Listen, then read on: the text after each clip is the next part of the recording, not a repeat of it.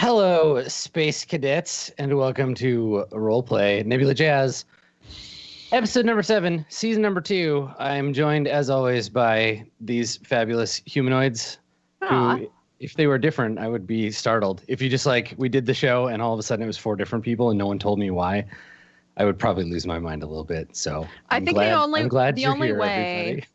The only way that would really click as a good goof is if at the moment that it was live and you were doing the intro, everybody just slowly ripped off masks. Like, you didn't know during the pre-show, right? Like, it would have to happen on air so we could see your true reaction to knowing you've been duped. Nah, see, I think that no matter what, we'd see it because he'd just be like, I don't know what's going on. That would be his intro. Good evening. I don't know what's going on right now. There would just be a long stare into the camera, and I would just be like, where am I? What's happening? What is this? What's going on? Thankfully, you've not been, as far as I know, replaced by aliens. So, hello, welcome. Yeah, thanks totally. for coming, everybody. Yeah. How are you? I'm actually oh shit. I'm actually Noctis. You're low battery? All right, cool. Yeah. As always, I'm joined by my friends Dodger, Jesse, Pokket, and Low Battery for another exciting episode of Nebula Jazz. Ruined. Why don't we start with you, Low Battery? How you been? Hi. Full of lithium ion as usual. I need to be charged. I'll say. Always. How is everybody? We're ramping up. We're ramping up to the holiday season. We're finishing off those awkward early weeks of December. We're playing video games. Sam, let's begin by discussing Monster Hunter, shall we? Let us begin with a brief discussion. I sure did. So I was away. I was in the fine state of California for most of the weekend, but I did get to play some Monster Hunter today. Yeah, I went to Disneyland. You played You stopped by to see me? I was busy at Disneyland. Okay. I am like my own Disneyland. You want to get on these rides? Yeah, now I'm just saying about who sang that terrible baby. Who sang that terrible "Your Body Is a Wonderland" song? Because now I'm thinking about it. Jesse Cox, right now. Your body is a Disneyland. Disneyland. Yeah.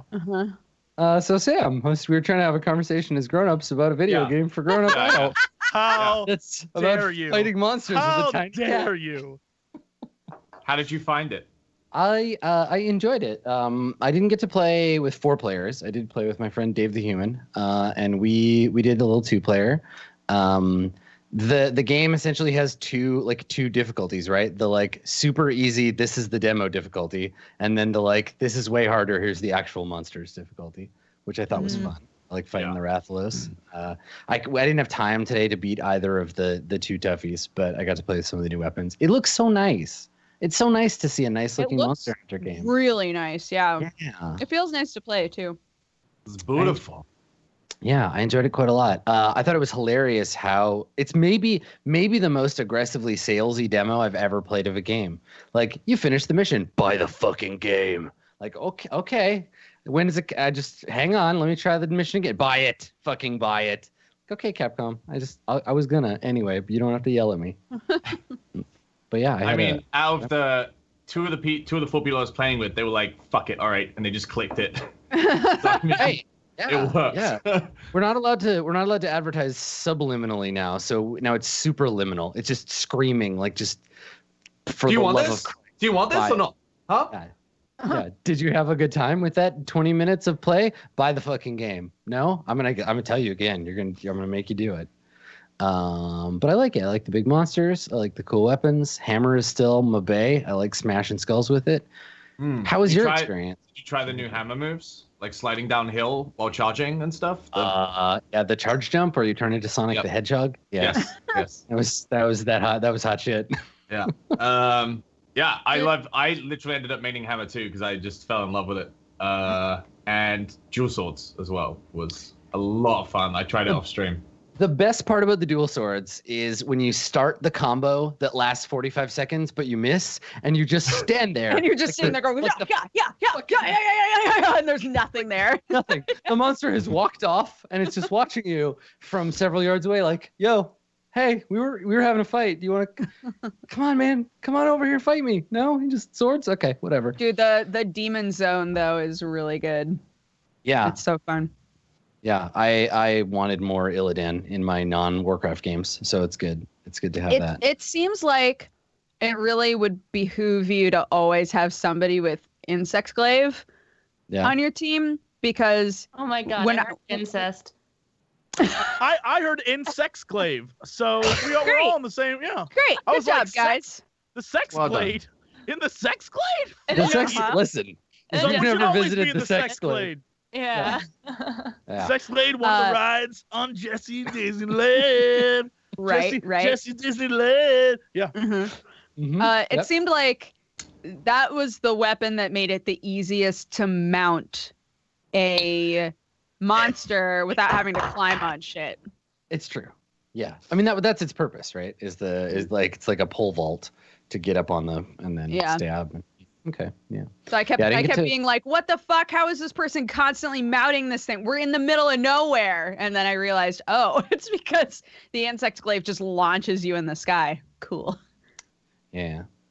I'm excited to play it with like a group of 4 and do some of that stuff. And honestly, and this is like the dumbest shit, and I know that I'm gonna be complaining about it when the game comes out, but I kind of miss the like kill a bunch of shit 1,000 times and make your own stuff. Like it just felt like they're like, here's all this gear, and I was like, oh, but that was just for the demo though. Oh yeah, totally, yeah. And later when I'm trying for the umpteenth fucking time to get the like dingus horn, I'm gonna be like, why did I ever say that? Just give me the damn everything. But that's the best for part. now, I know. Yeah. I can't wait for them to put in like the full gameplay loop that is like kill, carve, create, instead of just kill over and over again. Because that like just I don't know if you did fishing or anything, but like everything in that game now is just amazing. The first thing I did was throw down with that barbecue. I was just like, all right, let's turn some meat. First thing, gotta do it. Someone pointed out to me though, the grave, and I don't know how I didn't notice this before, the grave flaw, and I'm curious to see what people think. This grave flaw of Monster Hunter as a series is that the best steak in the game is well done. To which I say, have you ever eaten a steak before? Ever? Because I like my steaks medium well. Bro, they gotta be rare. They gotta be very rare. But isn't it just isn't there only 3 levels? There's raw, done, and burned, right? No, there's raw, rare, well done, and burned. But well done. Really, you can make it rare. Interesting. Yeah. But it's not as good. I don't understand. I guess that's a thing that's just part of this strange universe of Monster Hunter. I guess when you're just eating shit you just killed with a greatsword, you want to just cook it thoroughly just in case. You never know. That's the only thing I could think of. That. You never know. Let me just cook this thoroughly just in case. Back then, in the world of dinosaurs and Monster Hunter days, it's historically accurate. they would make things into jerky to make it last longer. Japan has a strange history that we're not all totally familiar with. So. It was actually a land of mythical beasts once. Yeah, that's what wiped out the dinosaurs. Japanese warriors with strange outfits and gun swords. Yeah. I saw that Keanu Reeves movie. I know what happened. Take that, Neil deGrasse Tyson. Yeah. Well, I'm glad that it was out. It's a sweet and beautiful interlude with that game, and I cannot wait till the full version comes out. It's always a gamble playing an unfinished version of the game. Did any of you guys play that? There was a Switch demo for like a JRPG that came out a little while ago. Octopath Traveler. I did. That was great. Hell yeah. Yeah. I feel like this is like the first year in a long time where I've like played a couple of demos and been like, yeah, that was pretty good. Because normally when demos come out, I'm like, I'll just wait till the real thing comes out. But they're both really good. Yeah, none of them are Western demos. Yeah, I feel that. I think that's the kicker. Yeah. Jesse, on a scale of 1 to completely, how spoiled are you on Star Wars? Yo, the things that's spoiling me the most are the fucking commercials. Yesterday I was watching TV and the literal ad is like, don't let anyone spoil. Cut to a scene that I've never seen before and was like, the fuck? And I was so pissed. I was like, what? Oh, yeah. Wait, is it an advert to not let anyone spoil the movie while spoiling the movie? The scene was a scene that not only have I not seen before, is a super, I feel, spoiler, and was just like, just well, I felt can't so watch TV betrayed. anymore. Oh, I was so, because literally the ad was like, don't spoil anything, and it was literally a giant spoiler. And I was like, the fuck? Yeah, no, I'm not okay. I have stopped watching TV, and I don't look at Twitter anymore. So, and I feel like now I need to stop answering emails because people I think are just trying to spoil me to fuck with me.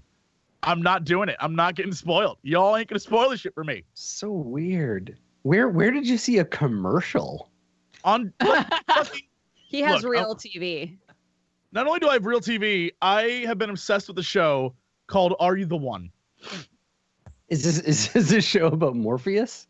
No, that would be about Neo. First off, that would be about Morpheus Neo. is the host. He's the host of the show, right? He Yeah, brings people okay. on. He's trying to find the you. one. He's trying to find out if you're the one. I want to pitch you guys the show because it's genius. I watched this. It's apparently there are 6 seasons of this shit. It's an MTV show, so you already know it's trash.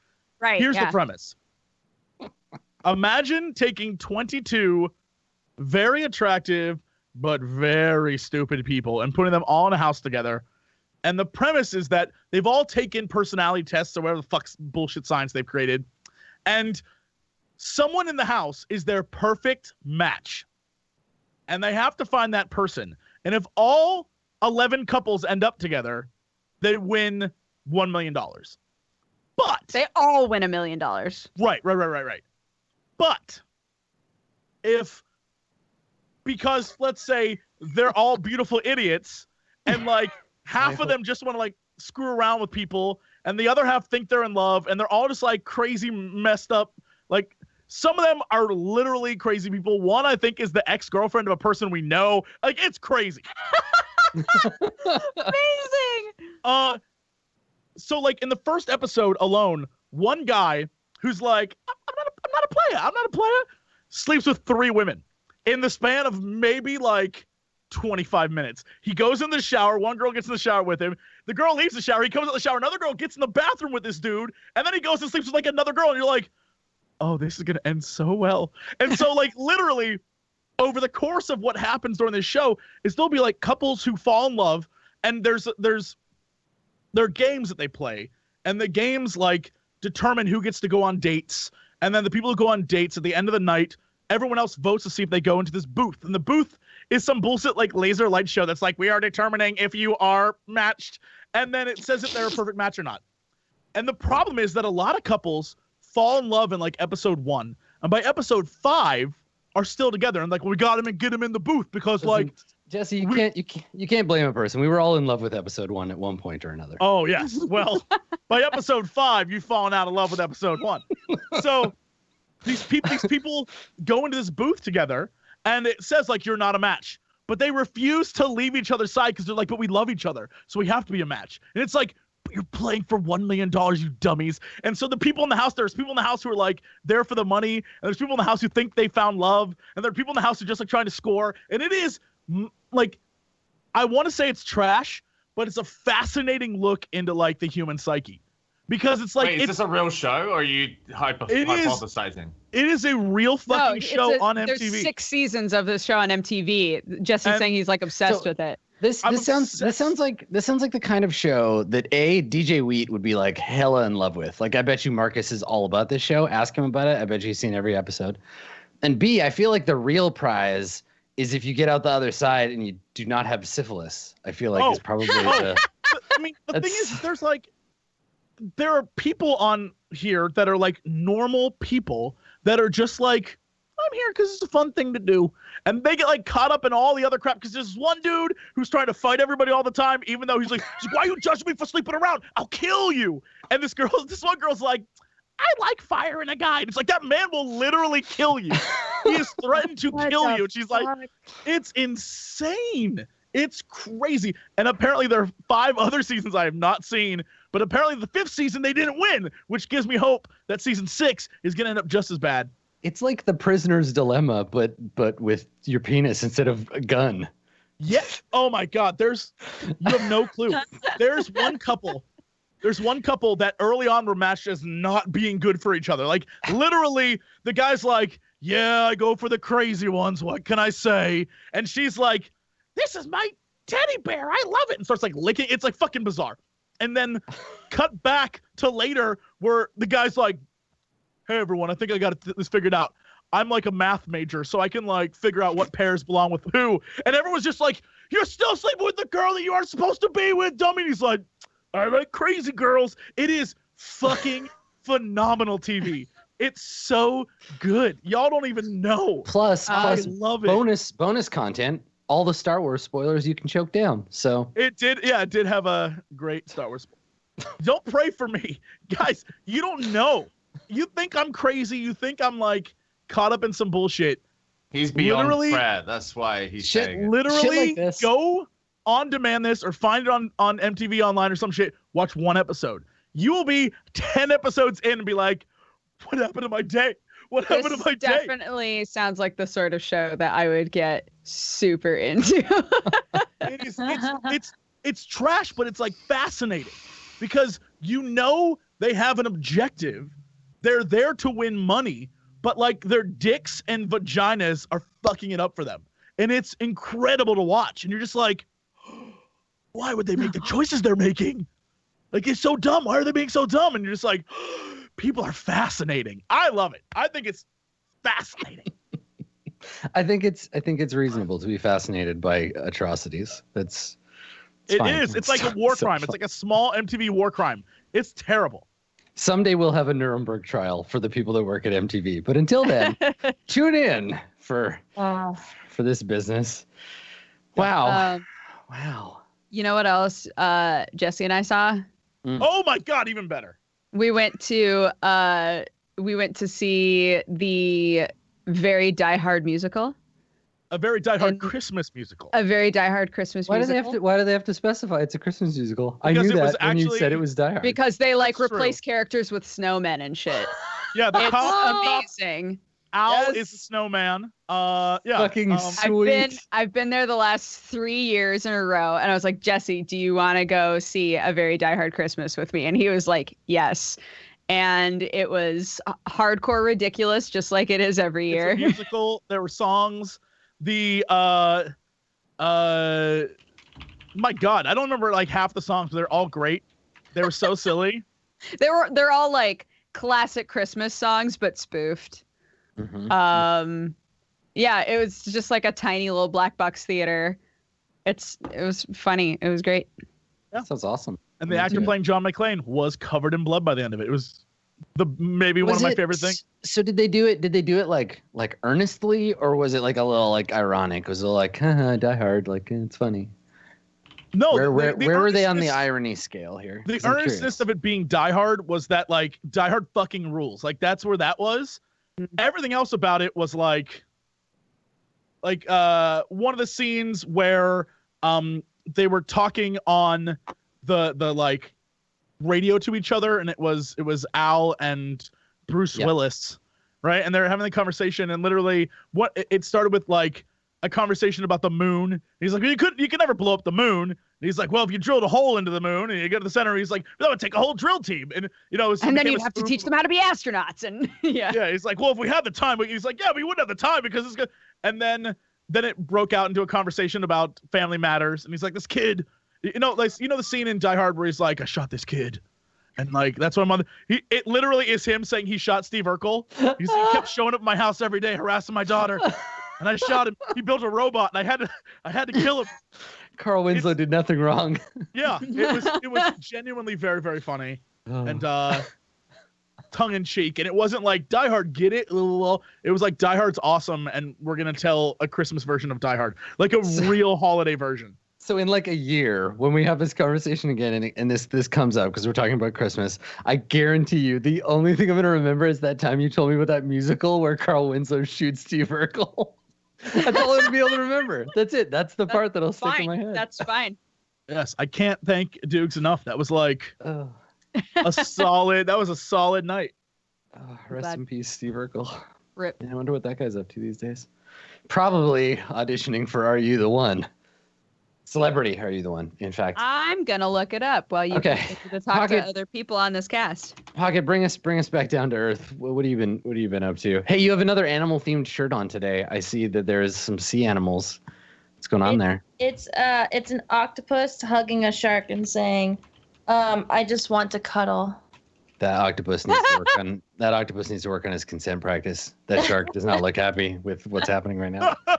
What have you been doing? How you been? You don't want to know. Still? I still don't want to know. Your life is still a train wreck you don't want to tell me about? It's such I'm still playing BDO, man. Damn. I can't put myself away, man. I got into breeding horses now. I don't know what's going. I'm starting to question my real life. I've been Googling. Do you need help? Do you need us? Should we send someone? Do you need like? I might need some help, honestly. Okay. All right. We'll talk after the show. I have some numbers you can call. Tell me about your BDO experience here. So you're making horses now out of other horses? I don't know what it is, but yeah, no, I mean, I'm getting there. I just, I don't want to brag, but I got a really good horse right now, right? I'm going to breed him eventually when I find another really good horse that's female. I love this. So this is one of my favorite things in the whole world. And I feel like most people have something like this, but I really love it when people brag about something no one else cares about. Like just no one in the world. Like, yo, I don't want to brag, but I could name every single 17th century Flemish painter that's worth half a damn. And you're like, that would be amazing. You're like, that's kind of impressive, but I don't care about like Carl van Leeuwenhoek. Like, I don't even know if that's real, and I feel like you're impressing me right now. I feel like it's adjacent to somebody who's a really good teacher being able to make you passionate about something that you don't really care about, right? It's like a branch off of that. If somebody's like, I know so much about this thing, it's fueled by passion, right? And if they present it in the right way, you're like, I don't understand what the fuck you're talking about, but that's awesome. It's so good that like hyper specialization, which like at an anthropological level, it actually usually signals like the downfall of a civilization when its people become too hyper specialized. But like we are in that shit right now. Like we're in totally. it. Like they're you're all ready. The empire's crumbling. Yeah, get your fiddle out, Emperor Nero, because shit's fucked. But it's so good. It's so good when people are like, listen. So horses in BDO. I'm kind of the horse master. I know everything there is to know about. Tell me, Pokket, about horses in BDO. I need to know. You don't need to know about horses, really. It's just one of those things that like I didn't know what BDO is about, and I thought, you level up and then you get gear and you're just endlessly grinding and then just to fight people. And then they're like, oh, but there's breeding and you can play a tamer. And I'm like, okay, go on. Oh, and you can have pets, go on. And I'm like, now I'm like looking up how to breed horses, and I accidentally put just how to breed horses in my computer, and I'm just like, what the fuck? But yeah, I mean, it's just a lot of shit. And have you ever had that thing happen where you get excited or interested in something because of a movie or a video game, and then you find your way into like being interested in that thing in real life? Like watching like 6 months, I'll be like, so Pokket, what have you been up to? And you're gonna be like, I bought some ponies. I purchased some ponies the other day. I'm gonna try to make a special pony out of the two of them. You're gonna go in BDO and be like, no. Yeah, no. I have a farm now. In case you didn't know, I run around in loops to level it up. The horse, that is. That's how horses work. Yeah, you just run them until they can't run anymore, and then they're worth a lot. Yeah. No, it's just one of those. It's like a mindless game right now that I need because I'm just kind of like so burnt out still from games that I just kind of need something that I can like just, I don't know, my brain goes to mush and I just do it. So that's kind of what you do in that game.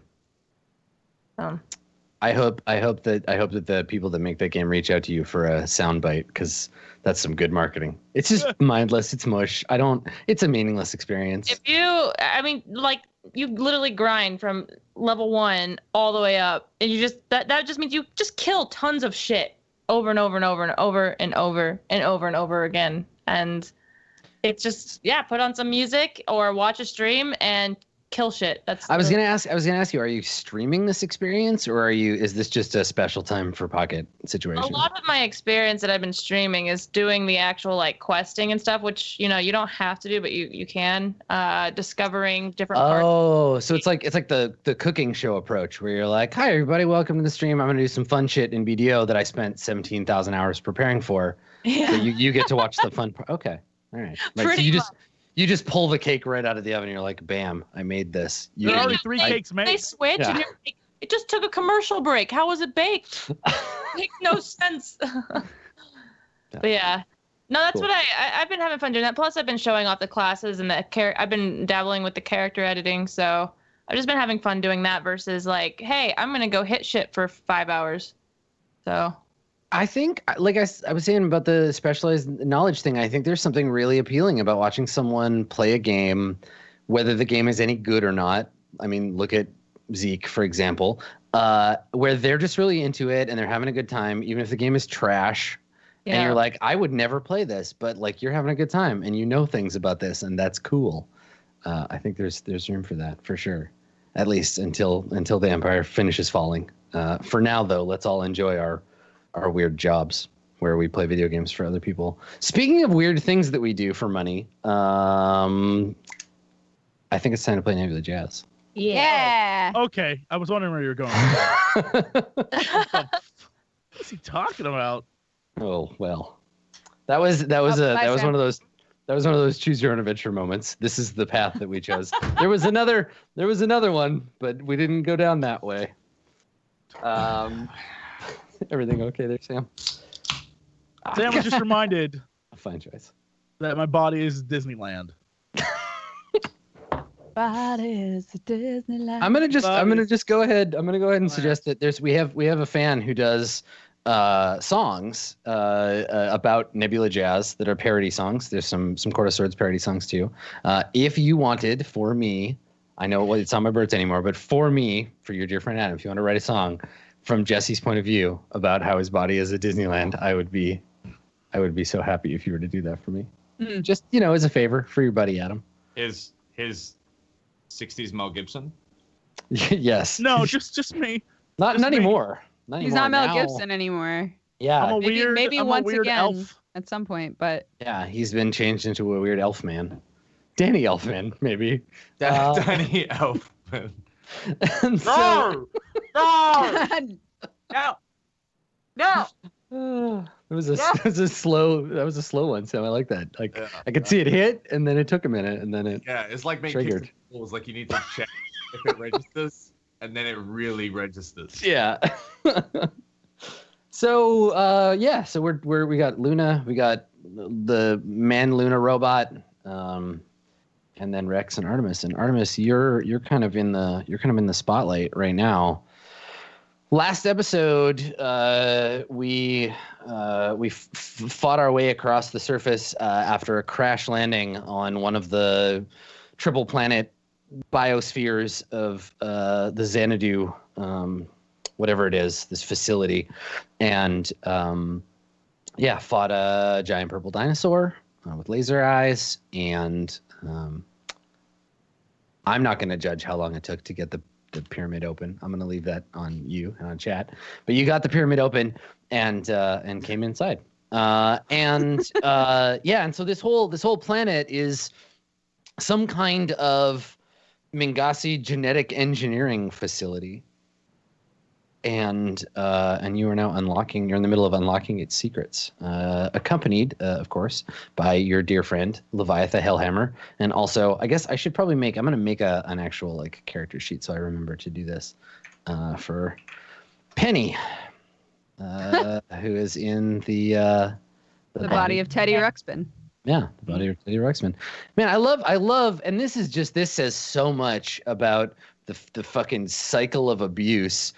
That you are this hyper powerful artificial intelligence trapped in the body of a sex robot, and you've now taken your pain and just inflicted it on somebody else, and now she's stuck in the body of a 1980s stuffed animal. But maybe she's not. Maybe she isn't a complex enough program to care. She is. You know what? Listen, being mean to idiots is still being mean. Okay, that's true. So. That's true. It's fine. Just because she isn't fully formed yet doesn't mean. Wait, didn't the ship sink into the lake though? So technically he saved. She would have died. Penny wouldn't exist anymore. She would be super dead in the water. He saved her. Okay, well, you can, Dodger, you can start the game with 3 extra justification points. You can spend those to justify your immoral behavior how you like. Let me know. I would like to create an aspect. Yeah. All right. This motley crew stands before the console of Xanadu, and the last thing that we had happen, right, was it scanned you, and it's sort of ready to open the doors for you, because you're a Mingasi and it's ready to reveal its information. So I think the fade in is on you with your hand on the panel, Artemis. The console lit up, and the machine scanning you. And we talked a little bit between episodes about what your genetic cast is. So I think the first thing that we hear is the voice of a we all hear it. It's speaking in whatever the Mingasi Galactic Common equivalent is, so everyone understands it.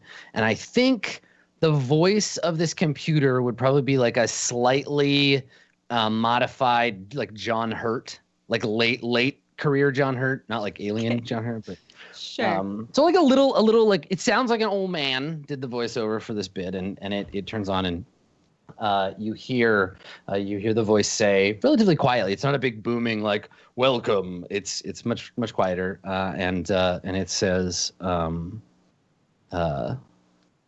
"Welcome to Xanadu, Soldier Cast.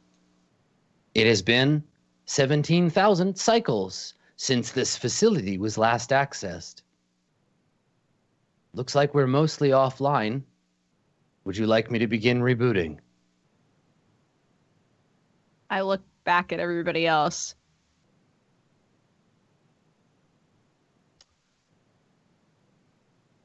Rex? Rex shrugs. Yes. Please begin rebooting. All right. It could take some time. And then there's a humming sound as some of the windows start to open in front of you, these sort of golden, glowing, appearing windows. And you can see progress bars filling in many of them. It also brings up a few error messages, a few windows that show the universal symbol for error, just like an X in gold. And as the system starts to boot up, the voice says, doesn't look like I'm going to be able to get everything online. Some of these systems are very badly damaged, and the facilities don't appear to be... That's odd. They're all empty. None of my technicians appear to be operating. Has something happened, Soldier Cast? Can we understand, or is it in... Yeah, you can all understand. Yeah, it's I didn't think we could understand. No, it's in a version of the Mingasi language that everybody can understand. It's a language that the Mingasi made casual for like everyone to use. Okay.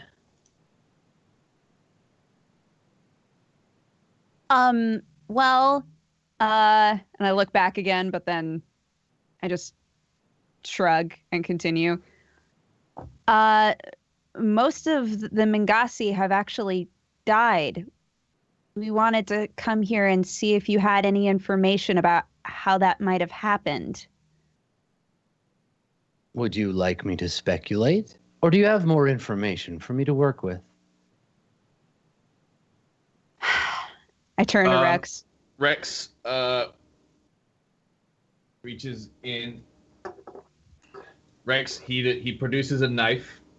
And he cuts into his arm, and he produces a small capsule,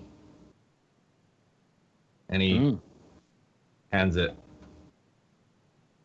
Thomas, and then kind of like grabs his arm. Do you have a way to scan things? You're just kind of like holding this thing with some shark blood on it now. Yeah. Yeah, I mean, overlooking the fact that everyone is just casually accepting that Rex like carries objects around in his body. I think it seems like the sort of edgelord thing that Rex would do. You see me like look down at his arm. Do you need some help with that? No, it's fine. I mean, is there anything else in there? I could poke around. Keep your distance. Test Rex, that. what is this? It's blood. Okay. Not my blood. Inside is blood. Can you scan blood? There's a pause, and there's a and the voice says, "Not from where you are. I'm speaking to you remotely from the command center. If you were to come there, perhaps I could be of more use to you." Is there a map we could see? One moment, here we are. And so in front of you, a map appears. You see the 3 planets kind of rotating around the central energy hub. And on another planet, I guess you get the little gold, like, boom, boom, that shows, like, you are here. Right.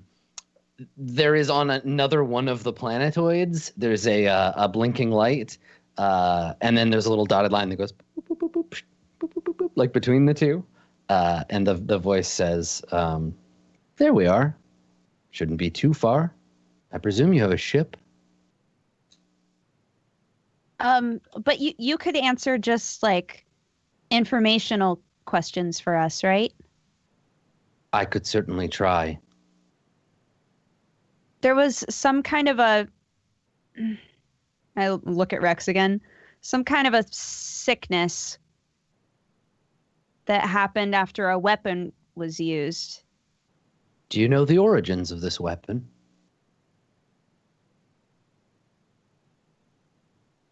Galaxy-tronian. Interesting. There's a pause, and he says, "Some of the systems I normally have access to seem to be damaged. I don't have any record of a Galaxy-tronian weapon. I think I have some. Yes, there's some bad file segments down here. Something's been deleted. Data's missing." Something's been deleted on purpose? That's the tricky thing.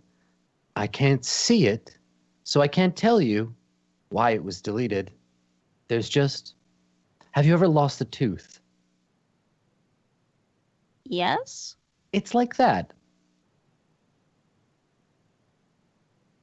But normally if I lost a tooth, I would remember getting punched. There's a pause. Well, I don't think anyone punched it out. Okay. Say we hypothetically didn't have a ship. How would we get to, place, command center thing? Well, I could have Xanadu make one for you. It might take some time. Would you like me to do that? Now we're talking, eh? Rex leans over to Bowser and he's like, "You could probably get a new face too."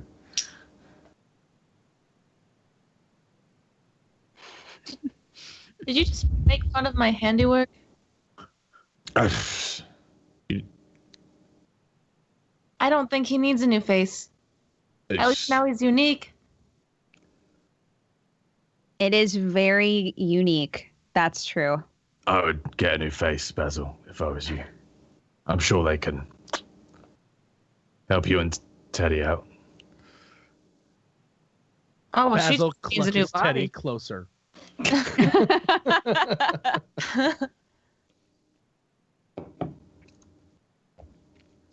So yeah, Artemis, what do you say?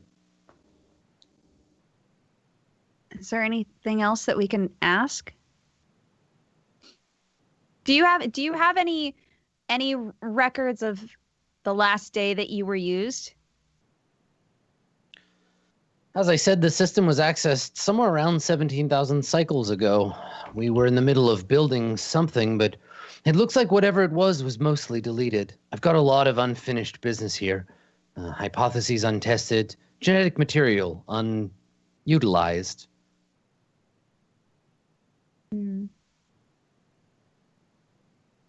Okay. I could get back to work on some of these projects if you'd like. I can start at least 3 of them. Nope, What are make that 4. I've got a few more things coming back online. Damage isn't as bad as it looked. what kind of projects are they? Oh, you know, the usual. I don't really know, actually. Could you give me some details about these projects? Tell me, Soldier Cast. What world are you from? Who are your parents? What clan do you belong to? Which house? I get out my notepad. Go on. As I said, everyone has died, so I actually don't know any of that information. I put away my notepad. Oh, well, that's not quite how it works, Soldier Cast. Here, I have something that'll clear everything up for you. And there's a hissing sound as a panel opens, and a little like pedestal comes up, and it's got floating in a little anti-gravity field. There's what looks like a pill, like a little gold pill. Huh. I What is wouldn't do that this? if I were you. Oh, you should try it. I don't even know what it is. What what is this? Think of it as a reboot to your system. You just think you can't remember. That's not quite how it works with the Mingasi. This is a terrible idea. Do you happen to have another one of those? I'm asking the robot computer thing. The computer, the voice from the computer responds with, I'm sorry. If you were to ingest that, it would almost certainly kill you. Oh, I don't want to ingest it. I mean, I know someone who could use it. I'm sorry, I can't write a prescription for someone who isn't here. You understand. I'm sorry, I didn't know you were a doctor. Oh, I'm lots of things. I take the pill. Like you like jam it in your face. Yeah, I look really nervous about it while the conversation's going on, and then I just like commit and just throw it in my mouth. I'll pop it in your mouth and swallow it. Yeah, and then just kind of do this like waiting for something to happen. Rex kind of like grabs his forehead and he's like, "Oh boy." So there's a moment in the voice from the computer says, "Huh, you just took it just like that." And I'm a voice coming out of a computer. We've never even met before, and you just jammed it in your mouth. Wow, you must not have had parents. That's kind of rude for a computer. You know what? Never mind. I've met a lot of really rude robots lately. So there's a moment, and the thing says, "Well, I'm not a robot. What are you? An organic processing system. I'm not on site. What, did you think you were talking to a computer? Yes. Well, who's being rude now? I'm sorry that I assumed. What was that pill? Is something going to happen to me now? Did you just trick me? Give it a cycle or two. You'll see. It may not be the most pleasant thing you've ever experienced, but it'll help. Okay. Shouldn't Well, take it. we need to figure out how to get to. I turn around. We need to figure out how to get to that other planet. So what are we going to do? He's making us a ship. Well, I haven't Okay. officially gotten the order yet. Soldier Cast. Can you please make us a ship? Do you at least have a name? My name is Artemis. And who gave you that name? Nobody. I saw it on a box. Good enough, I suppose. Well, things will clear up nicely for you in the next little while, and if you decide to change your name from whatever you got on a box, then that's probably a good idea. You can take your place. I have a feeling we might be dealing with some sort of chosen one situation here. Oh, I got a question. And then there's a pause, and the voice says, Did that fish just address me? Well, you listed me as a genetic anomaly, so obviously I ain't a fish. Am I? A fish with a genetic anomaly is still a fish. What kind of genetic anomaly? Mingasi DNA. Some kind of damage. I'm surprised you're still alive. There's everyone. Look at Rex like, what the fuck? I assume you've never told any of us that you ate a Mingasi prince. Not just any Mingasi prince, but the prince of the entire universe. So what would happen if I took one of those? Ooh. Well, I don't know, Fishman. Hard to say. Would you like to try? I I think could fabricate you should. one for you. Rex, don't. You should, Rex. We don't even know what's going to happen to me. You seem to He's be got- fine. Rex, you should take one. Yeah, give it here. All right. So there's a moment, and then you hear the voice say, "Oh, that's a shame. Bottle's empty. Next time." Yeah, there won't be a fucking next time, you wise ass. Make the ship. Rex storms out. And so there's another short pause, and it sounds like the person you're talking to is distracted, or like you're talking to them on a delay, because there are these awkward pauses where they don't say anything for a few minutes or a few seconds, and then they start talking. Even if you've started, they'll like start a sentence over you, and the voice says, "So Artemis, I need the order from a Mingasi. Do you want me to fabricate some sort of vessel for you?" 1, 2, 3, 4. Yes, we need a vessel for 5 people. Do you plan to use it on leaving Xanadu? Yes. And does it need weapons? Interstellar travel capability. Preferably. All well, right. that's all going to take longer, right? Longer, more resources. I can prioritize the system. It's just going to be, well, you'll be fine.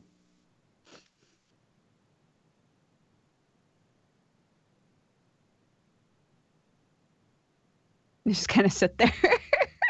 So you're like it's waiting for a yes, whatever it is. Oh. Okay, then yes, please do that. I'll get to work right away.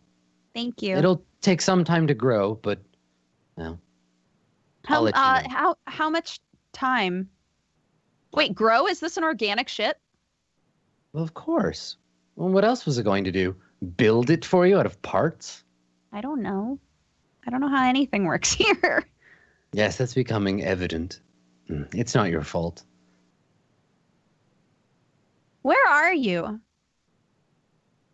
I mean, if you're not here, like, where are you? Where are you operating from? I'm in the command center. And there's, again, the map is still like floating and we get a shot of it. Oh. Oh, I see. I thought that was just where we, like like a secret lab was or something. But you're actually there. This whole facility is a sort of secret lab, though not as secret as it used to be, evidently. I'm just letting anyone in here. Is there a way? Oh, I have a question. Is there, so we got, like suddenly a lot of thoughts happening all at once. Is The there, light bulb goes on. so we got attacked by a couple of things. Is there a way to, I don't know, control creatures here? Is there a way to keep them from attacking us? Oh, no. No. Okay. Behavioral protocols were the first thing to go. And I never liked them much anyway. Thought it was better to let the things just sort of do what they wanted to do. That's fair. Okay. I just wanted to find out so that, we don't die. Good. Good luck with that. I just kind of remember that I took the pill and then like crouch on the ground, like just waiting. Like, is my life about to get really shitty really fast here? Mm-hmm. So while Artemis is doing that, the three of you are just like standing around and just like watching Artemis have this conversation with whoever's on the other side of this computer. Rex like stormed out. Okay, all right. Because Can I determine what sort of systems exist in this complex, technology-wise? Yeah. Is there anything I can interface with? Well, let's have you make a roll. Let's have you make a careful roll. And we'll say difficulty probably like old system, it's Mingasi, it's like a weird bio thing. Let's say difficulty 5. Okay. Nailing it. So, here's the thing, Basil. Mm-hmm. Do you want to try rolling again? Or would you like to do the whole yes, but with a cost? We gonna play that game with me? I don't know. No, I don't want. I'm already a green space mutant elf. I'm done with costs. No, if I can't jack in, I won't. That's literally all it took, just being an elf. Yeah, you've ruined his life. You've stolen away his joy. So the systems here, like what looks like when you look up at the screen, like this is Basil getting a look around, like what can I plug into? You know, you get bored and you want to stick your interface into something, and you look around and story of my life, right? the screen that you're looking at is actually it's like a thin layer of like vapor of mist, and it's being projected from behind by a series of lenses lenses that are reflecting light from the sun above. So, as someone who just went to Disneyland, you're referring to Pirates of the Caribbean when Davy Jones shows up and he's mist and he's like, "Oh, come over here, Jack Sparrow," right? And I know what you're talking about. Yeah, it is actually just like that. Yeah, just like that. But the idea here is that it's all manipulating the systems of the natural world of the planet. There isn't anything like artificially built. There are things that are clearly like made, but they're not the kinds of system that you would expect to be able to just like plug in. So this is like weird organic machinery? Yeah. All of it? Mm-hmm. All right, well, I look down on all of this then. If I realize I can't jack into it, it's clearly old and useless and like a little gross. It is like a little gross. It's a little dated and like well, it's a little bit of it's the uncanny valley, but for you, it's the other way around. You live in the valley, you're looking up at the top of this uncanny because it's a biological system mimicking a mechanical, and you're just like, oh, it's not quite right. Like not like a little weird. I look down upon this entire endeavor. Yeah. Whoever created this was a fool. Damn, ice cold. An empire of fools, no less. Yeah.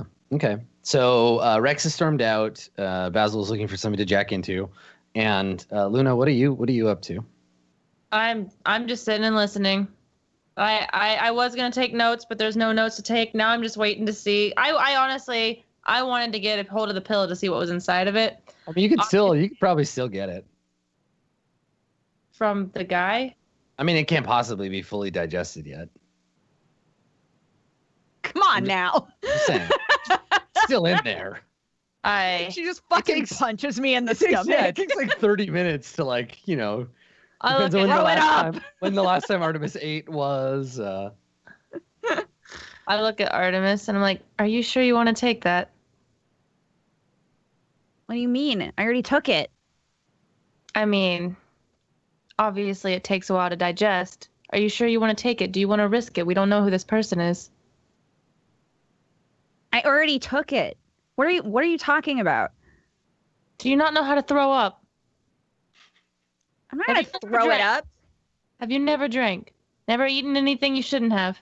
I'm not gonna. I mean, obviously you just ate something you shouldn't have, but you've never had to, you know. I already took it. It's too late.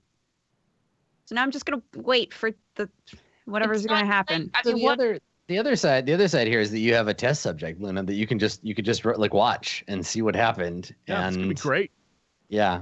I just sort of, I'm like, listen, I'm concerned. We don't know who this person is, and if they're even going to make us a ship, and then we might lose you as well. That could Luna, I know that like we just met not that long ago, but like I know we just met 6 episodes ago. I mean, but this is an opportunity for me to remember some stuff and learn things about myself. Like if that's what's going to happen, then I have to take that chance, right? Oh, there are other ways to learn. I mean, we got who did this? The Alexatronians. We could easily just go to them, ask.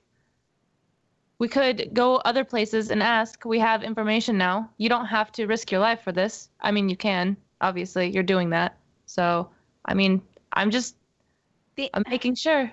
I can sit back and we can watch what happens. The Alexatronians, well, I mean, I don't know. Maybe they do. But they probably don't know, like, why I lived. They probably don't know, like, what I came from. Like, why there's just a lot that I don't know. And if, like, the way that my brain is wired up, I'm supposed to remember literally everything from the second my brain existed, then something went wrong, right? Like, I need to like figure this out. And if this weird pill is gonna help, then I'm gonna just let it happen, and we'll just see. And if I die, then cool. Like everybody else is dead, so it's not a big deal. Well, you should at least get more information out of this guy. As much as possible. So the voice the voice comes on over the system and says, "Luna, maybe you should go outside." Well, I think I'll stay. I'm quite all right here. Maybe you should show up and kick me out. There's a pause, and the voice says, "You know, you wouldn't be talking such a big game if my security systems were active." Oh, well, maybe you should go talk to the Alexatronians about getting them back then. The voice switches into hi Mingasi and says to you, Artemis, "So did the entire universe turn into a bunch of dick holes in the last 17,000 cycles? Or do you just have really shitty friends?" In like really bad Hymengassi, I respond with, "I think that the world was always filled with dick holes. It's just that, you know, now I kind of don't have a choice." I want to know what the Mingasi word for dick hole is. No, it's like I want to space, blike, that's the right? only one that's just in the common tongue. Like, but a little bit of dick holes. It's Like, it's all highly ornamental, like old Latin, and then dick hole. dick Perfect. hole. The only thing that doesn't need to get subtitles. Perfect. Yeah. So the camera falls on Leviatha, who has not left your side, Artemis. While all of this was happening, you went to take the pill, and she like reached out like, huh, and then away, and like kind of looked down, and she's just been like watching you. And the computer says again in Hymengassi, "Does the Agaran belong to you?" What? The Agaran, your bodyguard, your lover, both, neither. She's just kind of unwillingly part of the group. That is sort of how it works, yes. I look at Leviathan. I'm like, "Are you okay?" As soon as you look at her, she looks away like I wasn't looking at you. And like she turns, and the only thing to look at is like the wall, and she like turns at it and just kind of like, that's really interesting. I've been looking at this for like 5 minutes. And so she's just staring at like a flat panel on the wall. Are you okay? I can tell you're super uncomfortable in here. You don't have to like stay in here. She looks at you and she says, "Well, I don't want to go back out there where the dinosaurs are." Okay. Do whatever you want. The computer voice makes a noise like, see? In Hymengassi, I just say to him, "She's just weird. I don't know." It's just like a sigh. So meanwhile, outside, Rex, you have left the pyramid. You come outside into the brutal space jungle heat, and you can see the through the atmosphere. You can see above you the strange dark shadows of the other two planets, kind of moving slowly through the sky. What do you do when you get outside?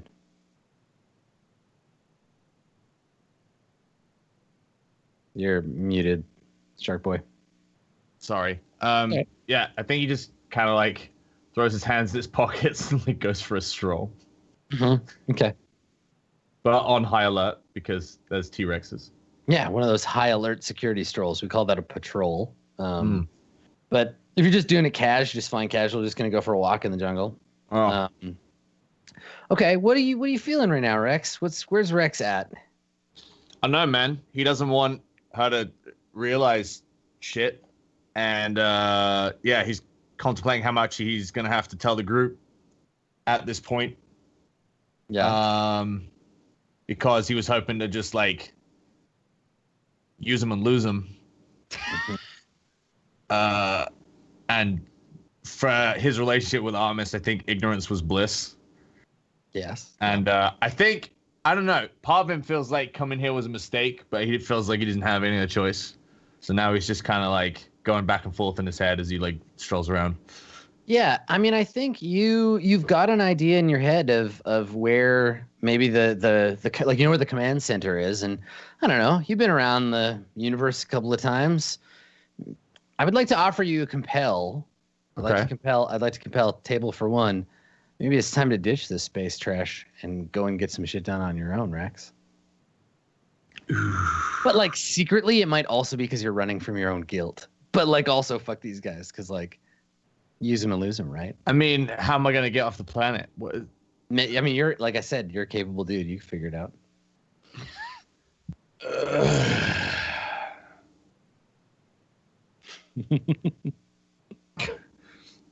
I mean, I guess I know I have to go to the command center. Mm-hmm. And I have the stuff that needs to be so analyzed. here's the thing. You do remember that the planets they're in close enough orbit that like part of this planet had a waterfall that was going off onto another planet, right? Like there could definitely be another way that doesn't involve whatever the spaceship mumbo jumbo, and if they're back waiting for that ship. All right. Yeah. Rex, he like. So show me that moment. What does that look like when Rex like has that? Oh my God! Ride a pterodactyl into space. That's a perfect idea.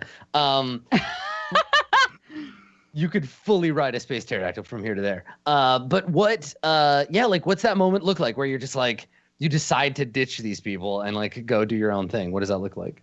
I think he kind of like stops walking and takes a deep breath and looks up at space, and you see him like fiddling around with his fingers in his pocket, and he pulls out the capsule, and he kind of like tosses it and catches it, and thinks to himself, looks over his shoulder, and then just keeps walking.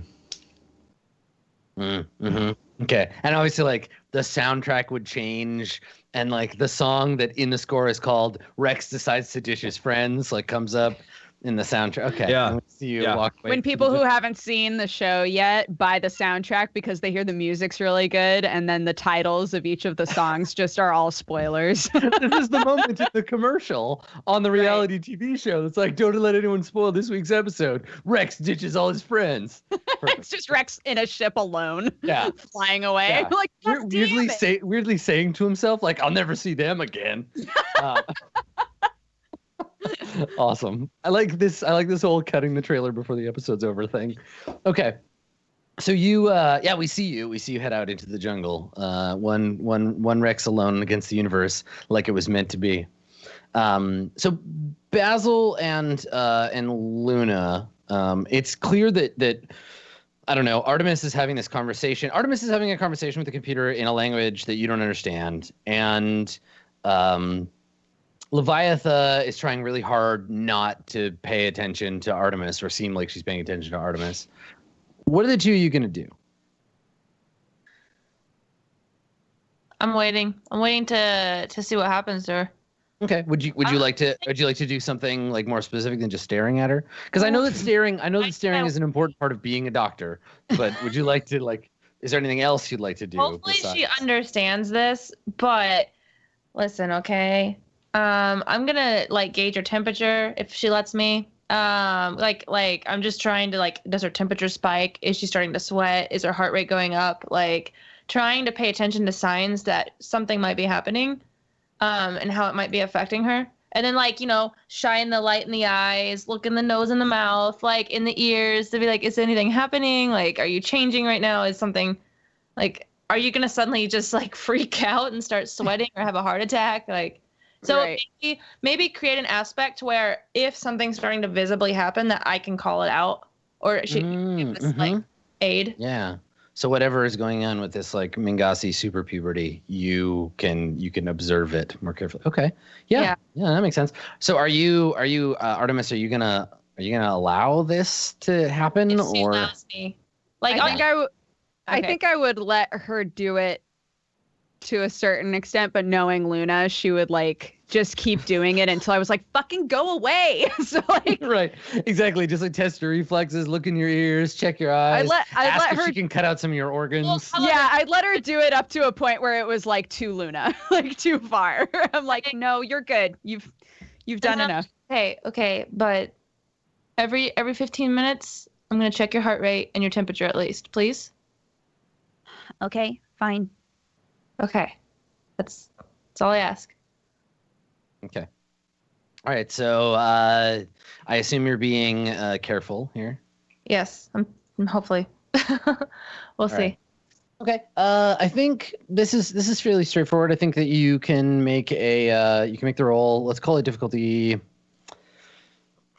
You just want to create an aspect about the process. See, I want, as a doctor, I want to see, especially one that's like studies other species. Especially, I want to be able to be like, okay, something's changing. Tell us what you're feeling, like stuff like that, and give an aspect to where either of us can use it to help. Okay. Let's call it difficulty 2. Okay. Well, I mean, that's almost there, but you got a stunt for this, so. Can If you want to make it better and get like 2 uses of the thing, you can, because you've already got a 3, right? Because you have a stunt for. Oh wait, but she's not a cadaver; she's a living person. Yeah. I forgot. Yes, it's when you examine a cadaver. Well, okay. Here's the thing: if you want to succeed at this role, you could just kill Artemis. What? And then you'd succeed because you get the plus because she'd be. I mean, I'm just saying. I'm not. Oh, because a cadaver. Okay. Then You're really pushing for this, huh? No, I'm just saying. By the rules, if she were dead, this would be easier. Which, If you really want to make use of this stunt, which would be a fitting and also really, really terrible aspect for Luna. This would be easier if she were dead. So I took my knife. Yeah, gross. So do you want to spend a fate point, or do you want to I'm gonna spend a fate point just to succeed, so that way, and it's gonna be prepared for failure. Like I'm prepared. Like I'm already worried about this going south. Like, what did you take? What's it gonna do to you? Is it gonna like slowly kill you? So the way that Luna does this, the whole time Luna is talking to you, she's saying like the worst possible things that could happen to you, right? Because it's that fatalistic like. Well, you're like, what do you need that bucket for? And she's like, listen, if your organs start to dissolve, you're going to want something to puke in. If you start puking up blood, you don't want to make a mess. So what effect does that have on Artemis? That's what I'm most interested in here. Artemis like obviously had gotten herself to a point where it was like, I made the choice, I took the pill, I'm ready for whatever happens. Like I want answers. This might be the only way I can get answers. And Luna is making her like really regret it. Like, fuck, maybe I should have taken that pill. Maybe this is a really bad idea. Maybe I should have let her look at it before I took that pill, but it's too late now. But this is all happening in here. She's just like everybody suddenly flashing sideways to that conversation they had with their friend who just never smokes pot, who is sure they smoke so much they're going to die. So Artemis is just sitting there like, I shouldn't have done that. I shouldn't have done this. I shouldn't have done this. Should we go to the hospital? I don't feel good. Yeah. Where's the Chinese food? You ate all of it. I ate all of it. It's too real, dude. I had to call an ambulance for 2 different friends. This happened to me. Oh my god! So Artemis is that person right now. I want to like just distract myself by going back on the panel. Mm-hmm. Assuming that Luna's done. Are you done? Yeah, I mean, Luna is observing you during the whole process. So Great. every once in a while, she like takes her temperature, and so Luna, I will tell you this, like narratively, what you learn, whatever is happening to Artemis doesn't seem to be having any physical effect. Artemis' temperature is, I mean, you don't really have a baseline to go off of, but it's all within sentient norms for a Mingasi based on. But what I'm learning a baseline. Did you like go to medical school, or like do you have any formal training in this?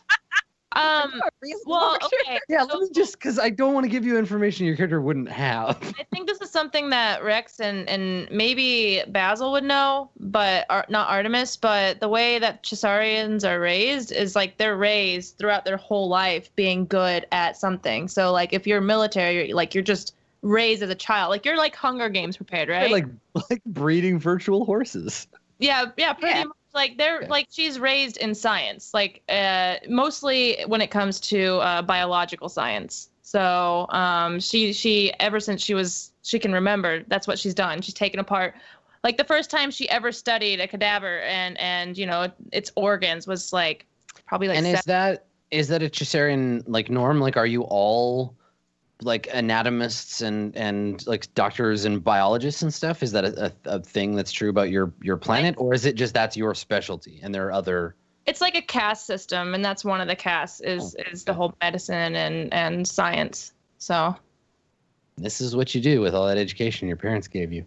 Okay, all right. So this is you are aware of this. So you would have training and obviously like the Mingasi, like despite the fact that Artemis is kind of a shitty teen and isn't sort of a proper Mingasi the way the universe would generally think of them. Excuse me. Physically, the Mingasi biology is a clear and obvious truth, regardless of your upbringing. It's her heart rate is exactly the same all the time.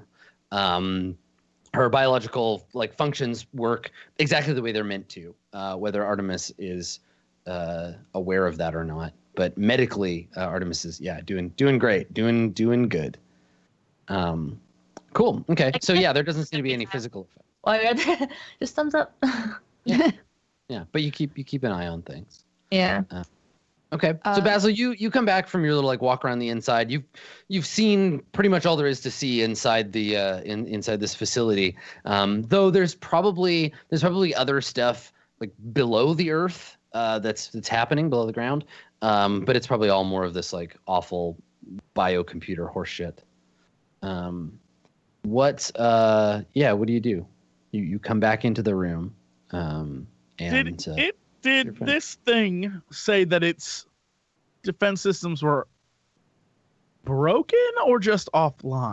I think offline was the word that it used. Yes. The threat was you wouldn't be talking such a big game if my defense systems weren't offline. Have I noticed where those might be, or how to access the defense systems? No, you have not. But you did observe that they exist but are non-functional. Can I try to figure out where those would be? Yeah. How do you go about doing that? Well, I feel like I would have as a future tech, I would have some knowledge of what ancient defense systems look like. And while this this is probably organic bullshit. Like, who knows what this garbage could be? Defense systems are defense systems, and they all are very similar. And they're sort of like, this does this, and like firewalls and all sorts of bullshit, like laser turrets and things like that. So there has to be signs of it like existing or having existed. Yeah, are you thinking about like internal stuff, or are you observing the power up screens in the vapor field, looking for external systems? Well, I'm trying to see if there's any actual like physical weapons, like things that could hurt us. Yeah, okay. You can make a careful roll. Just looking for harmful internal systems. I'll say difficulties 2. Yeah, no problem. And done so with style. So I'm gonna give you an aspect here that you can use if you need to. Xanadu self-defense systems. So this is your knowledge thereof. Okay. So yeah, I mean, I think again, and it's if you could gag, you probably would, because everything is made out of like plants and wood and like blech, hippie shit. The defense systems that he was talking about seemed to be a series of like dormant like pods, like plant pods on the inside. At first, they looked like you thought that they were just like unbloomed flower like blossoms.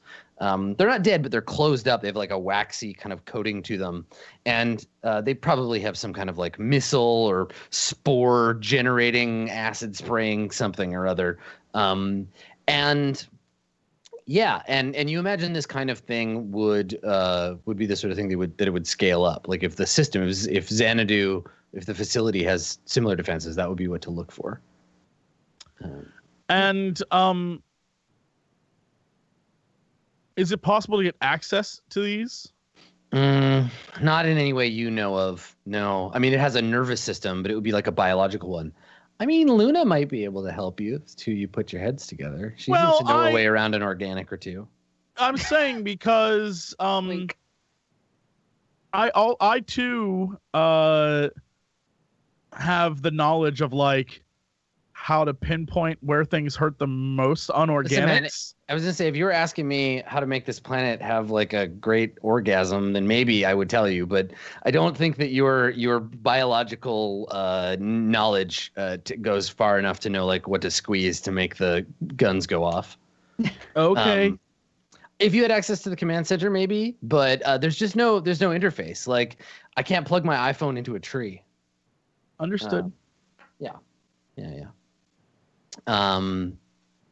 So I think that maybe you're like in the hallway looking at one of these pods when Leviatha kind of breaks your reverie, and she kind of like leans over and she's like, "Hey, you think about killing people?" All the time. She nods. Me too. This place is weird. It's unsettling. What do you mean? It's organic, but not. It's like a weird, disgusting mix. I do not approve. She shrugs. She says, "I don't know. We use stuff like this in our ships sometimes. Or did. Before the homeworld got blew up. Fucking Mingasi, man." She looks back at Artemis. And Artemis is doing the like touching your nose thing and like walking in a straight line. And Luna's making notes on a clipboard.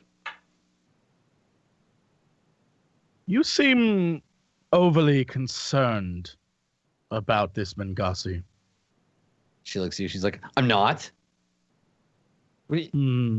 Fuck you." It's like looks down on the ground. It's your blush. So she kind of goes like gray, I guess. I notice you organics form attachments quite easily. I'm not attached to her. She's gross. She's a Mingasi. Yes, so you tell me. And she's like, "Why? Do I seem like I'm attached?" You stare at her quite frequently. Yeah, because I'm thinking about ways to kill her. Like I think about ways to knives, kill her quite whatever. often, but I don't look at her when I do it. She kind of looks down. She's like, "I don't know. I can't stop. I don't know what it is. I just keep." And she's like making awkward gestures with her hands, and you're not sure what she's like. She's like, and she's like puts her hands down. She's like, I don't know. Turns her head and stares. The emotion of frustration. I've seen it Yeah. before on many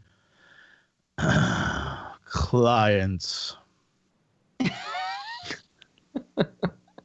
And she says, but isn't that like the point of, she gestures at you, like to unfrustrate people? Oh, I can unfrustrate. It's been a long time since I've had to unfrustrate. She looks you up and down. She's like, well, listen, nobody's going to be asking you to unfrustrate them the way you're Good. Don't. She squints at you. She's like, especially not me. I'm not. Oh, I'm aware. And I like look over at Artemis and then back to her. Yeah. So she just like shakes her head, and she says, look, I just want Rex to find whatever it is that he's looking for here so that we can leave, and that he'll tell me where the hybrid is, and then I can find her, and then Thuja will come home, and then the clan will be fixed, and we can get on with our lives. Yes, well, about that. She nods. Have you seen Rex lately? She looks. This would be the moment where she like looks at the camera and she's like, where is that guy? But no, she kind of squints and she's like, no, scowls. And then, yeah, we diagonal wipe. So Rex, what is your plan that's already in action? What is that you've already like committed to it and it's happening? What is your plan to get from here to the command center?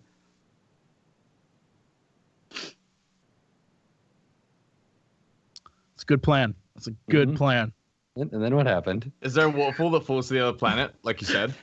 Yeah. So the planets are never more than, like a couple hundred kilometers apart, and the planet that you're on connects to one of the other planets, the sort of more rocky, like desert planet, by way of a massive, whirlpool, a sort of tornado of water that goes from a source on this planet onto the other planet. So there's like a space elevator essentially between the two, that kind of whirls up there onto that planet and connects the two of them. Okay. I think we're looking at Rex, and he's like standing on like a rock over the crazy whirlpool of. Yeah, right. The upside down Cosmic waterfall death. that goes into space. Yeah.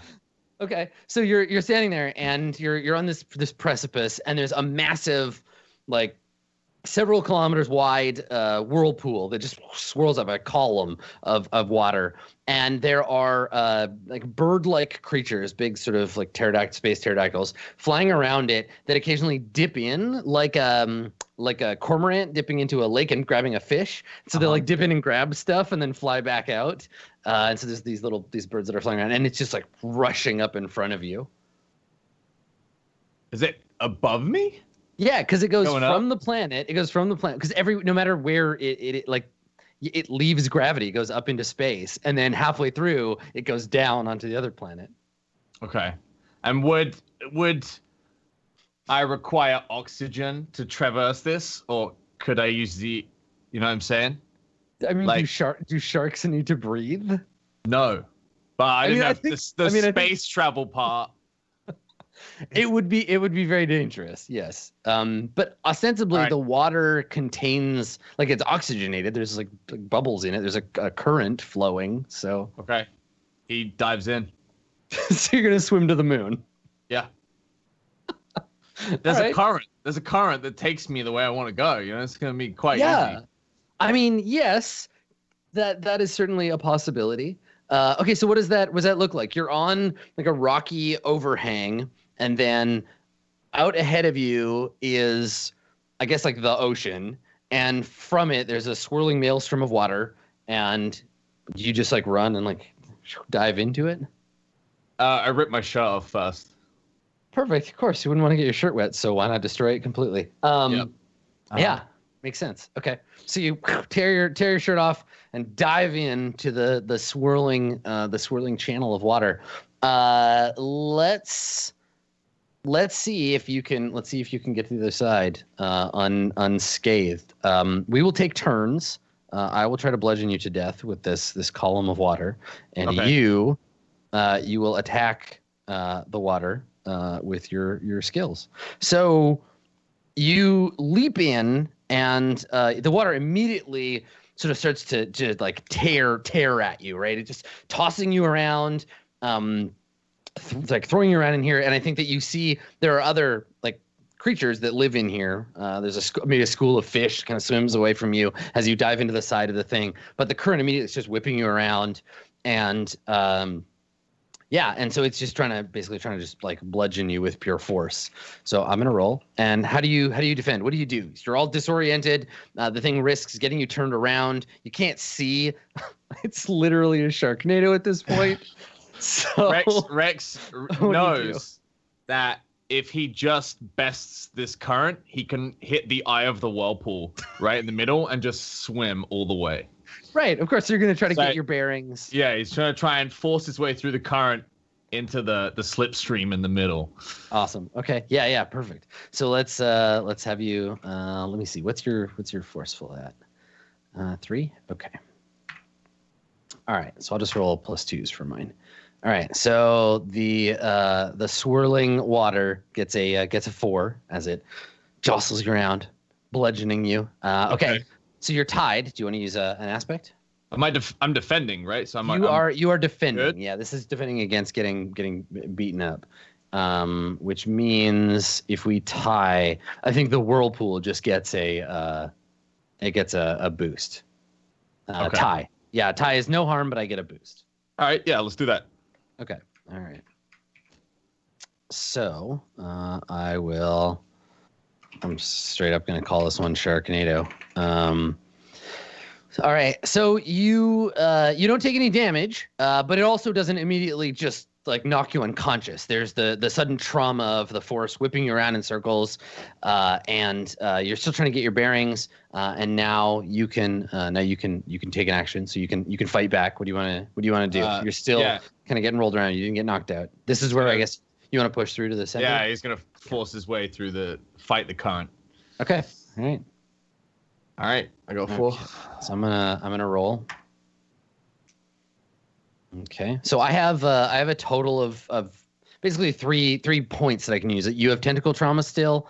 I have the Sharknado boost, and I have 1 fate point because you're the only one in this. Oh yeah, I don't have shocking betrayal anymore. Yes, that's right. Yeah, because it was two ago. So cool. Okay. So I got a 3.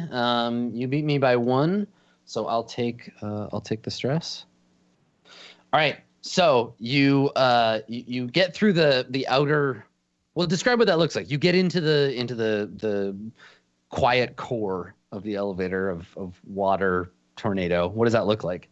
We see you getting jostled around, and then like you see all of the like space marine life is kind of using this channel to traverse, and so like you kind of it's like, and he comes out, and then there's like a weird silence, almost kind of serene, like marine life is like oh my god, so like by. So whale just goes by. Yeah. But it's a weird space whale, so it's got like antenna, like an anglerfish, and like 16 fins or whatever. Yeah, there's like this weird breed of space fish that bite on to the tail of the whale and then form a conga line.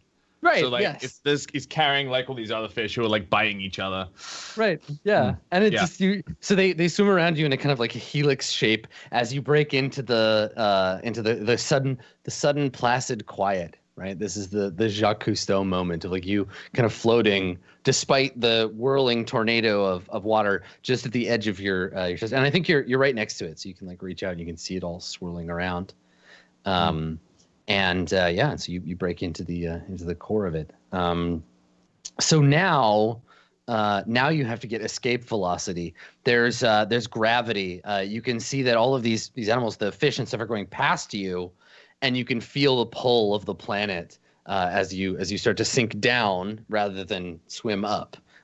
So I'm gonna roll for gravity. And then you can tell me, well, what do you do? How do you fight? Gravity. Rex, he realizes that it's actually a school of space whales, and he attempts to grab the tail fin of another one, imitating the fish he'd seen previously. Yeah, right. Of course.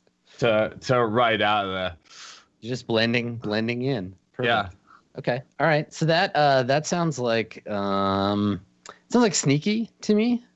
Trying to pretend to be like part of the Well, wild. these whales are so big they don't care. So I don't think there's any sneaky element to it. I think he's just got to be quick and try and grab it as it comes right. past. So as one goes by, yeah, that makes sense too. Yeah. Yep.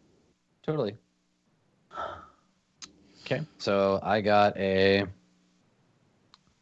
Let's see. Ooh, I got a 4, and you got a 1. No, Rex. Gravity is a harsh mistress.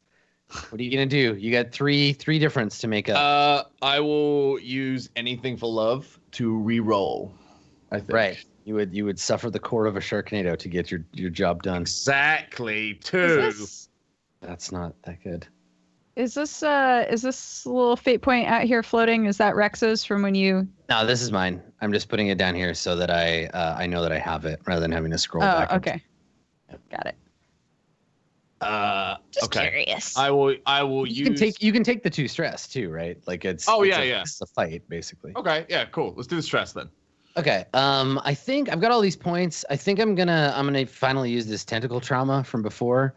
So I think that the thing, one of these whales, these columnar semi-space whales, starts to go by you. You kick off to reach it, and that the old wound from when you got fought with you were fighting with Zyquoz kicks in, and you feel your back twinge.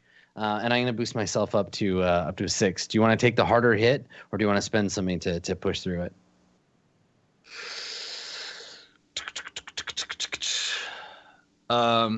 I'll use retired outlaw Sharkanoid. He takes the hit, but he's durable, especially in water. You know, the punch is never as hard. Right. Okay. So yeah, he just takes the 2, I think. Right. You've been you're used to scrapping in water since you were a little shark boy. What do they call baby sharks? Calves? Killers.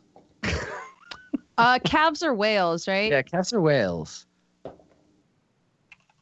That's somebody else's homework. Look that up. Pups. All right. They're called pups. Pups. All right, since you were a pup. Aw. That's right. Okay. All right. So yeah, so you take the hit, but it's only 2 instead of 4, and now it's your turn.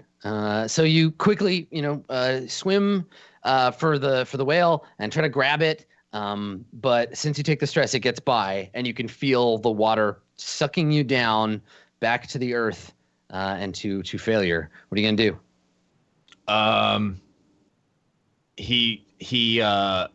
He like rolls back a few times and manages to see the giant folded dorsal fin of another one and goes to grab it. Mm-hmm. Okay, so this one I think is coming. It's coming towards you rather than past you. Yeah. And it is a big one. This is like there's a school of these whales that are making their way. They're migrating to the other planet and then coming back. Yeah. And as this one comes rushing up towards you, what do you do? Do you like wait for it to get close and then grab it? I think it's more clumsiness. He kind of like rolls down the front of it and then instinctively sees the fin and goes to grab it. Okay. All right. Cool. Well, go ahead and roll. I think this is the same thing. This is quick. Okay. All right. Good rolls, everybody. Great rolls. Rex is gonna die in the ocean. No. Okay, so it's tied. Unless you want to spend a fate point. Yeah, I'll spend a fate point. Okay, what are you gonna spend it on? I'll do anything for love. He can't drown here. Okay. He's so close. Yeah. He just has to ride. He just has to ride this whale. So here's the thing: the whale is coming up towards you, and you kind of bounce off of its nose and start rolling down its back as it swims up into space. The fuck is this game even? How do we get here? And you try to grab for its fins or whatever, but you can't get at it, and you manage to grab onto something, and then it's like a long sort of tendril attached to the front of the thing. They have these like catfish like whiskers. And so you grab one, you like tumble down backwards, you grab another one and get your feet under you, and now you're holding onto its like whale whiskers that travel down its back, and you have your feet on its back, and you're kind of holding like reins in like a sled. Yep. Yeah, like a sled, like a dog sled, like the Shai Halud. you're holding on to the front of it, and you pull up, and it kind of like curves and starts swimming up towards the other planet. Amazing. Nice work. Good, Thanks. good job. Okay. Appreciate it. All right. So now I think that you can ride on this whale. We see you ride the whale up towards the other planet, which is like a rocky kind of Badlands planet, and it takes you as far as the top of the elevator. So I think we see the light of the atmosphere around you fade. The water becomes like Arctic, and the outside of the column between the planets is actually just like a big column of ice, right? And so we see you enter. This is the part of the Nebula Jazz video game where it changes perspective, and now you're in this big tunnel of ice, and you have to like navigate the whale back and forth and run Avoid into the things. stalagmites and stalactites. Yeah, exactly. So it's this big, there's this big column of cylinder of ice around the outside. And yeah, I think that's literally what it is that chunks are breaking off and falling down towards the planet, and you're getting to the sort of midsection, and so everything gets all like cold, and you can feel the cold pummeling down on your body. So what do you do? I mean, I'm cold-blooded, so. We had this conversation. Cold-blooded thing. Yeah, no, that's not a good thing. I'm That's more not- susceptible. Yeah, It's no. yeah, you fall asleep. I mean, I got- what am I doing? I'm just riding this out, man. There's nothing I can do. Okay, All right. so just force of will, right? Where you just like he like puts his goggles on, pulls them down over his face. That and, helps. Yeah. Yeah. okay. They got like So little bits of ice on them. I have this boost from Sharknado that I'm going to use, so I'm going to reroll, and then you can roll forceful to try to power your way through it. Okay. Okay. So I got average. All right, against you. All right. 3. Nice. Good work. Okay. All right. So that is another one, and now all you have to do is make one more successful roll. So I think you get through the section of interstellar tornado space. You break through, and the whale kind of shakes you off and turns back around because you feel yourself starting to fall.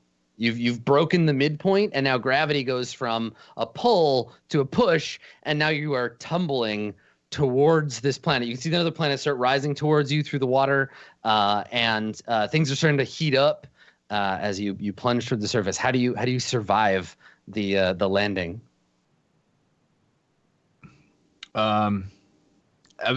It's still water, right? So, Yeah, or you totally. mean Yeah. I just torpedoes up, I guess. Yeah, so you just like get into aerodynamic shape. Yeah. Yeah, This it wasn't, is sexy Rex Sharkman. He doesn't swim like this. He swims like a shark would, like he just like shakes his hips.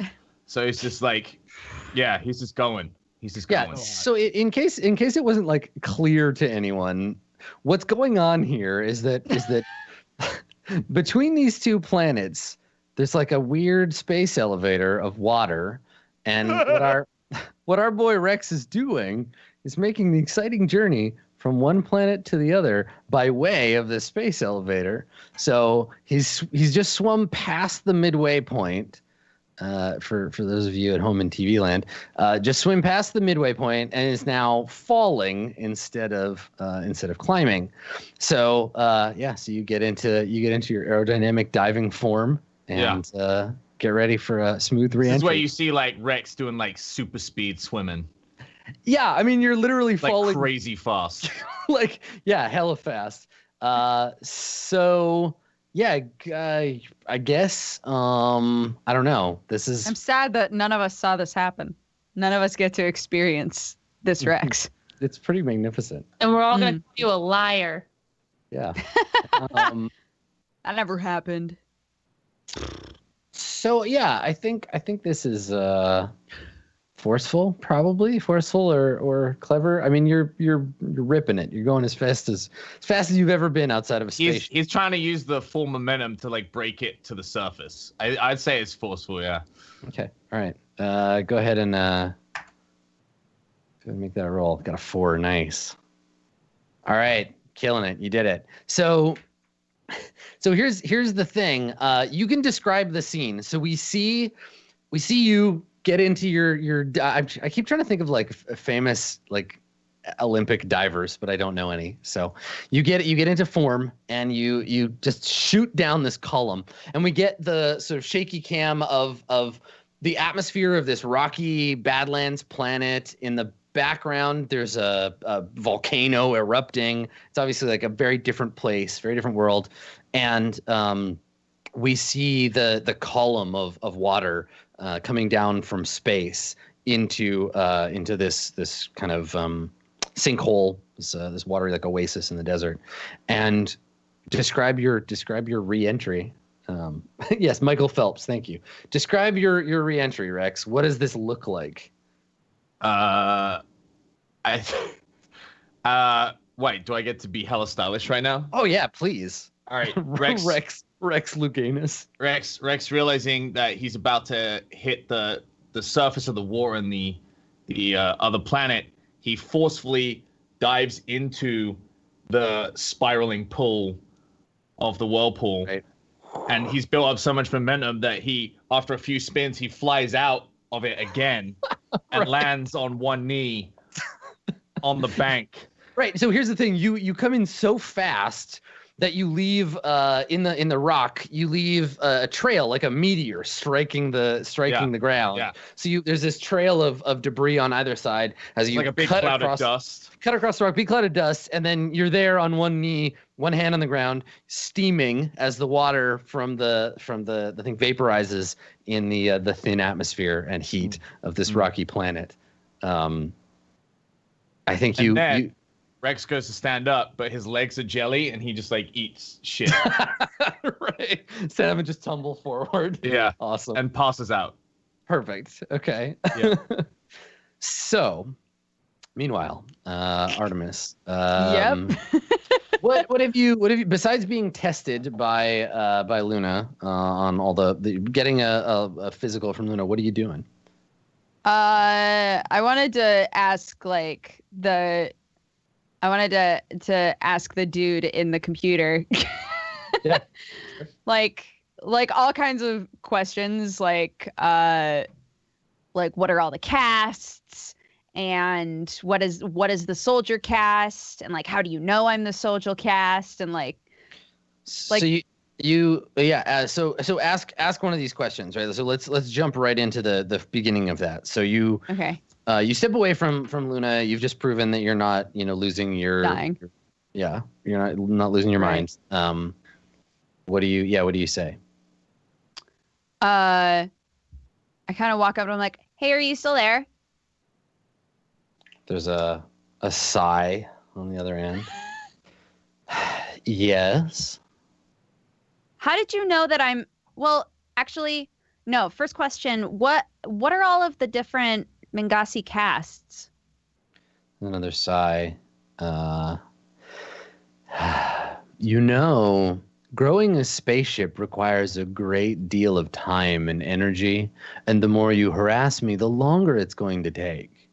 Okay, can you just bring it up as like a document or something that I can read while you're working?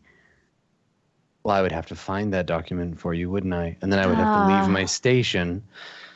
Listen, it's all going to be perfectly clear to you in a moment. You should start feeling the effects of the pill more or less now. I still don't feel anything.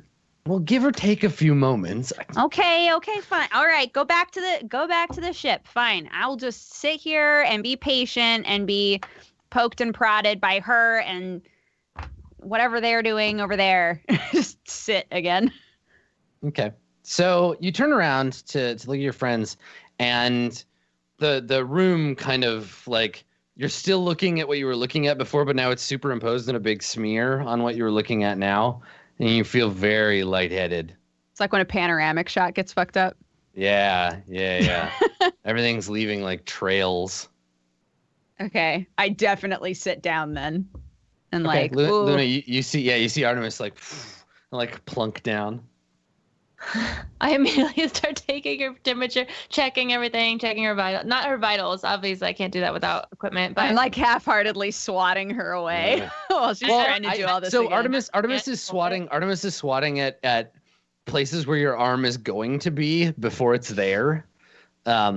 Her pupils are just like huge, just like white, like black and white. You can barely see the iris. And sweat has started to bead on her forehead. Artemis, tell me what you're feeling. How do you feel inside? What are you thinking? Luna speaks to you as if backwards from several miles away, shouting into a cardboard tube. What? Your own voice sounds like instead of a word, it sounds like a choir of brass instruments when you speak. I just hold my head and like hope that I'll stop being dizzy soon.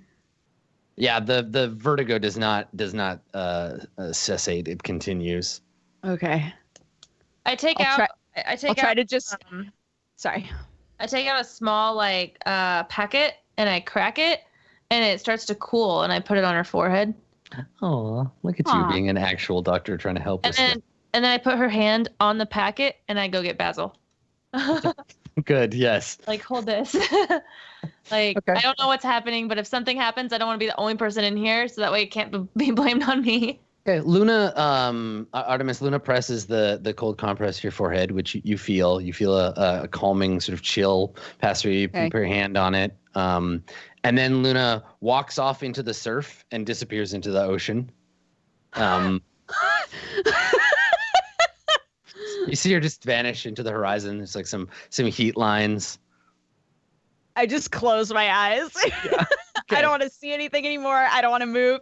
I do that again, just to liken it to being super stoned. I just don't. Yeah. I Close your try eyes. just not moving to see if I feel less awful.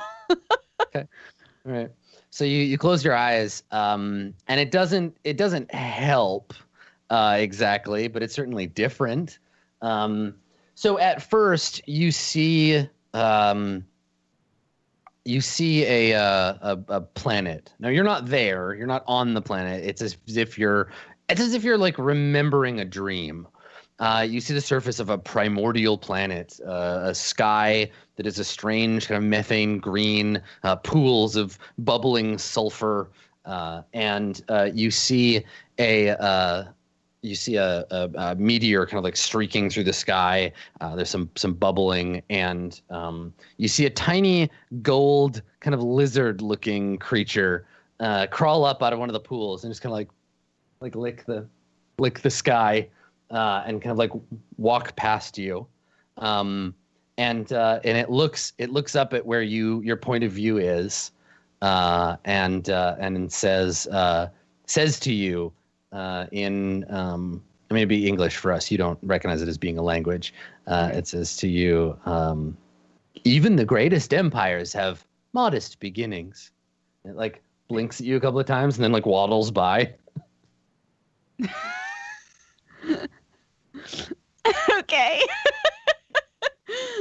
And what do you do? I mean, does it feel like I am literally on this planet right now? I think that you weren't until it acknowledged you, and now you're standing on the planet, and you like look down, you can see your arms and like your legs, and you're there. If I look around, do I see any buildings? No. Is it just big pools of weird bubbly Yeah, goo? it's very much the sort of PBS like when life began on planet. Like it's just big bubbling pools of sulfur and yeah, primordial waste. I guess I'll just pick a direction and start walking. Okay. And hope that it works like a dream, and I start walking, and then suddenly my walk is over. Yeah, I mean, I think you look around, and the lizard is like up on a rock, and he looks at you, and he's like, "Well, are you coming?" And then like skitters off away from you. Okay, I'll follow him. Okay, all right. So you walk out after him, and then you see the landscape start to shift. The sky takes on a different color. Things become like it's all in like fast motion, right? So you see the clouds moving across the sky quickly. It's like we filmed this with you on a green screen and then played a time lapse of an environment around you. And so grass grows, rain comes down, the sun comes out, rain comes down, sun comes up. It does that a bunch of times, and you see a village. It's a village of like stone huts. And there are, again, like these corny, like diorama versions of Mingasi that are wearing like caveman like outfits, and one of them is like raking a field, and there's another one holding a baby, and the lizard, which is the same lizard but is now like a more deluxe version of the lizard. It's got like a frill and like claws. It's like a slightly bigger lizard. And it looks up at you, and it says to you, there's a lot of really important stuff that happened between what you just saw and where you are now, but you'll remember that in time. So where am I now? Well, you're at the beginning, or, well, the end of the beginning. Take a look. And it looks over, and we follow its gaze, and you can see the village, and the village gets attacked by a bunch of like terrifying looking like alien types. So they're like, these big kind of spiny like ape creatures with spears, and they like attack the village, and there's some screaming and some running, but the villagers, they take up bows and arrows, and they like chase off these creatures. And we see a scene, it kind of fades to another one, and we see a scene of one of these creatures, these ape creatures with spikes sticking out of it, like arrows sticking, it's lying on the ground. And these Mingasi villagers are looking at each other like, oh, what should we do? And the lizard is watching you watch them. Did you say anything? No. Okay. The lizard says, this is where it began. The genetic memory. You see, the Mingasi have always consumed their foes. And you turn and you look, and you can see that the villagers are like chopping this thing up and like eating pieces of it.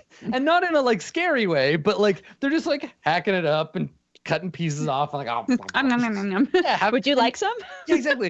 Like passing around a plate, and you see a baby, and it's like sucking on a severed finger. And the lizard says to you, by consuming our foes, we made their power our own. It's a time-honored tradition, and one the Mingasi were particularly good at. And then we get another shot. You see that the village has grown, and now it's like a city. And there are people getting onto boats, and it's a kind of like tearful farewell as these like armed, kind of medieval-looking Mingasi dressed in. It's still like kind of science fantasy looking like armor, and they have swords. They look like weird D&D characters basically. And they're all getting on these boats, and the boats are sailing out. And the lizard says to you, but there's only so much meat on one planet, so we had to spread. And we see the same planet. You can feel that it's the same. Now you're just floating in space because whatever, fuck it. Yeah. And you can see little ships like flying off of the Mingasi homeworld, flying out into space. And then you can see, a nebula. And then you can see several nebulae as the Mingasi like exit out into the universe and consume those that stand in their way. And now floating in space, the lizard kind of hovering near you says to you, genetic science has always been very powerful, very important to the Mingasi. We overcome those who stand in our way and incorporate those who do not.